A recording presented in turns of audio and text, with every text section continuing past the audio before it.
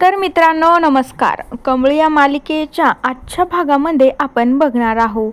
इकडे मात्र कमळी आणि अन्नपूर्णा आजी तिच्या रूममध्ये बसलेले असतात. छान अशा गप्पा मारत असतात आणि ते गावाकडे कसे खडे खेळतात ना तसे ते खडे खेळत असतात.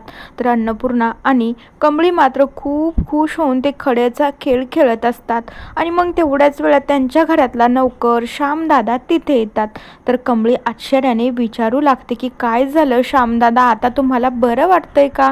तर अन्नपूर्णा म्हणू लागते की काय झालंय कमळी, श्यामदादांना तू असं का विचारते? तर कमळी सांगू लागते की तुम्हीच विचारा ना अन्नपूर्णा आजी, श्यामदादाला काय झालं होतं म्हणून. तर श्यामदादा सांगू लागता की अन्नपूर्णा मॅडम, मला ना गिझरचा शॉट लागला होता.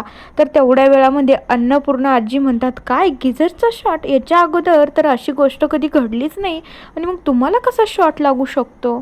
मग कमळी सांगू लागते की अन्नपूर्णा आजी, तुम्हाला एक गोष्ट सांगू का, ज्यांनी हे सगळं केलं आहे ना आता त्याला शॉट लागायची वेळ आली आहे. तर अन्नपूर्णाला कळत नसतं नेमकं कमळी कोणाच्या बाबतीत बोलते. तर कमळी मात्र अनिका, रागिनी आणि कामिनीच्याच बाबतीत हे सगळं बोलत असते. कारण की अनिका, रागिनी आणि कामिनीचा जो प्लॅन असतो ना तो मात्र कमळीला शॉट लागण्यासाठी असतो. पण जेणेकरून कमळी जायच्या अगोदरच श्यामदादा तिथे गेले आणि त्यांनाच तो शॉट लागला आहे. त्याच्यामुळं कमळीला तर माहीत असतं हे सगळं या तिघींचंच काम आहे. त्याच्यामुळं कमळी तसं म्हणू लागते की अन्नपूर्णा आजी, आता ना त्यांना ज्यांनी केलं आहे ना त्यांना शॉट लागायची वेळ आली आहे. तर आता दुसरीकडे रागिनी आणि कामिनी जेव्हा किचनमध्ये असतात आणि मग रागिनी मात्र त्या फ्रीजमधून काहीतरी काढण्यासाठी जात असते. तर रागिनी मात्र खूप जोमात जाते पण तिला असा करवणं बसतो की ती डायरेक्टली बाजूलाच जाते. तर आता रागिनी खूप मोठ्याने ओरडते की आई बघ ना गं, मला करंट लागला आहे माझ्या हाताला. तर आता कामिनीला वाटत असतं की हिला ना काहीच कळत नाही, आता फ्रीजला कसा करंट लागून शॉक बसल बरं का. त्यावेळी कामिनी म्हणू लागते, अगं रागिनी तुला वाद झाला असेल, अगं फ्रीजला कुठं करंट लागत असतं का?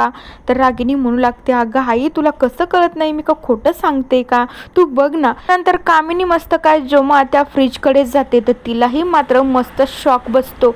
तर कामिनीला तर खूप मोठा धक्का बसतो. तर रागिनी म्हणू लागते, काय आई, मी सांगत होते तर विश्वास बसत नव्हता, आता लागला की नाही शॉक? मात्र कामिनी आणि रागिनी तर खूपच गोंधळून जाता. तर दुसरीकडे अनिका तिच्या रूममध्ये तिचा काय मेकअप शॉकअप चालू राहतो. तर ती केसांना हवा मारायच्या मशीन घेते ना तेव्हा तिलाही मात्र शॉक लागतो. तर अनिका तर खूप घाबरून जाते, खूप मोठ्याने आरडाओरडा करते आणि ती मशीन डायरेक्टली हातातून तर फेकूनच देते. रागिनी आणि कामिनी धावतच अनिकाकडे येतात. तर अनिका सांगू लागते, बघ ना राणी आजी, मला करंट लागले, मला शॉक बसलाय, मला काही होणार तर नाही ना, मी मरणार तर नाही ना. अनिका हे सगळं बोलत असते. तर रागिनी म्हणू लागते की काही नाही होणार अनिका बेबी, तू नको टेन्शन घेऊ, फक्त शॉक लागला आहे, जेव्हा आपण त्याला चिटकून पडतोय ना तेव्हा आपल्याला काहीतरी होत असतं, काही होणार नाही, तू टेन्शन घेऊ नको. आता कामिनी म्हणू लागते की रागिनी आणि अनिका, तुमच्या काही लक्षात आलं आहे का बरं, आपल्या तिघींनाच कसं काय शॉक लागला आहे? आता या कामिनीचं बोलणं नेमकं मात्र तेवढ्या वेळात कमळी ऐकते. तर कमळी म्हणू लागते, कसं आहे ना कामिनी मॅडम, जैशी करणी वैसी भरणी असती, जर आपण दुसऱ्यासाठी जर खड्डा खांदून ठेवला ना तर आपल्याला स्वतः एक दिवस त्याच्यामध्ये बसावं लागतं. तर त्यावेळी ती कामिनी तर फक्त कमळीकडे रागाने बघत असते. अनिका आणि रागिनी पण कमळीकडे खूप रागाने बघू लागतात. पण कमळीला मात्र माहीत असते की ज्यांनी जे आपल्यासाठी केलं होतं ना मात्र ते त्यांच्यावर उलटलंच पाहिजे, त्याच्याशिवाय त्यांना कसं कळेल की दुसऱ्यांना पण वेदना होतात. तर त्यावेळी अन्नपूर्णा देखील त्यांच्याकडे खूप रागाने बघू लागते, काही ना काहीतरी यांचं घरात नेमकं चालूच राहतं, तिला असं वाटत असतं. तर मित्रांनो बघूया उद्याच्या भागात आपल्याला काय बघायला मिळतं. तोपर्यंत या मालिकेच्या पुढील भागांच्या अपडेट्ससाठी आपल्या चॅनलला सबस्क्राईब करा. So bye.